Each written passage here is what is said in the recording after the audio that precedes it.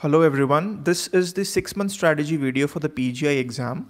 I'm making this video basically for two intentions. First is that this should provide you with a basic schedule outline on how to plan your subjects for the upcoming PGI exam. And second thing is that it should make your revision a comprehensive one, and this revision should be complete in nature so that you're not missing out on any of the subjects when you approach the next exam session. So I'll go about discussing the schedule first. Now, this is a basic outline that I have planned whenever you're approaching for the next session of the exam. So you're free to make changes in this because everyone has their own different style of studying and everybody has their own weaknesses and strengths. So you can modify this, but this is the basic outline that I'll try to give you.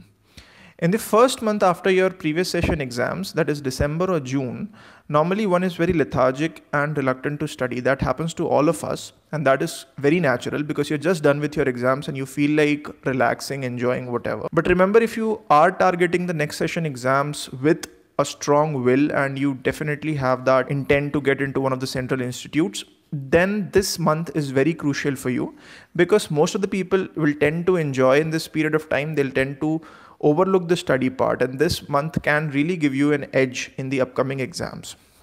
So what I feel is based on your state of mind, the best thing to do in this month is to revise or to study, I should say, the short subjects.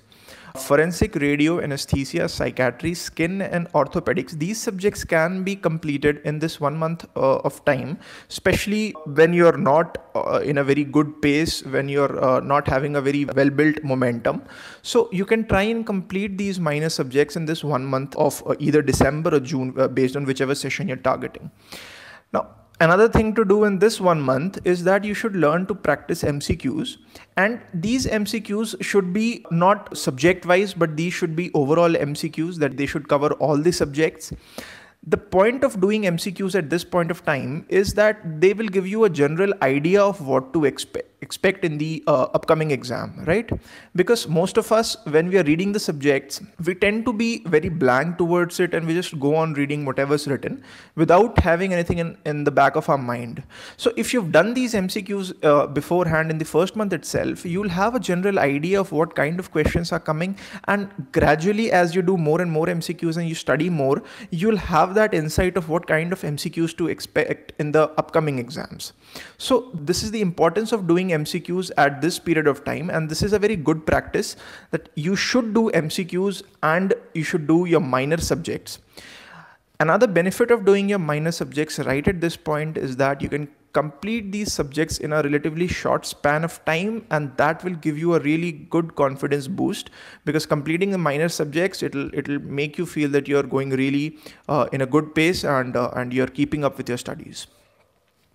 Moving on to the second month, now it's the time to tackle the major subjects. When I say the word major, basically I mean for the PGI exam, these subjects like medicine, OBGY, surgery, path, biochem and immunology, like I've discussed in my previous videos, that these hold the chunk of questions in the PGI exam, and therefore I'm regarding them as the major subjects. So my approach to the major subjects would be to get them pretty early in the course. So in the second month, like be it January or July, you should try, like I've coupled medicine and obs-gynae together as the major subject that you should be done with in the second month. And along with them, you should take two intermediate subjects like physio and peds. Physio in the PGI exam, around 6 questions come from physio, but because it's a relatively bigger subjects than the minor subjects, so I'm keeping it in the intermediate slot. You can easily do physio and peds together, and along with them you can couple medicine and obs-gynae. Medicine is going to take a little more time than obs-gynae, so I guess they would make a good match, and these 4 subjects should be complete by the second month. In the third month, you should target the next lot of the subjects like surgery and pathology. Again, surgery will take a relatively more time than pathology, and among the intermediate lot, you can cover and try and cover anatomy and ENT. Now, once you're done with these 4 major subjects, you should relatively feel at ease because this is the major chunk of the questions. In the next month, biochem and immunology is again a very important subject, and this will not take as much time as pathology and obs-gynae perhaps, but a lot of questions are coming from it. So this would form the major subject that you should do in your 4th month, like March or September. Along with this, you have to couple 3 intermediate subjects like micro, optha and pharmac. Now, if you do this lot, by the 4th month, you are done with all your major subjects once, and you're done with almost all of your intermediate subjects and the frapso subjects, minor subjects you did in December itself. So now you'll have a certain confidence that you're done with almost all of your subjects once and are ready to gear up for the revision. Now, when you come to the 5th month, that is April or October, this month should be reserved ideally for revision. Now, when I say revision, I would mean the revision of all the subjects starting from the frapso subjects that you did a long while back, and they'll be, since these subjects are very easy to forget, so ideally you should start with them and then gradually move on. The last subject that you studied, that is biochem and immuno and micro-optha pharmac, you should revise them in the last. Also, the PSM is remaining and number of questions coming from PSM is relatively less, but since it's a bigger subject, I would recommend that you give some 5 or 7 days for PSM in this month. And then you should plan on your revision, and this revision plan should be in such a way that you revise all the rest of the subjects that you did till now, and one revision should be complete by this month, right? So when you are in April and by the time April is complete, ideally all your subjects should be complete and you should be done with a revision. In May, you'll hardly get about a week's time, about a week before the exam session start. And in this week, this time should be reserved for the very high yield topics, very easy and easy to forget as well.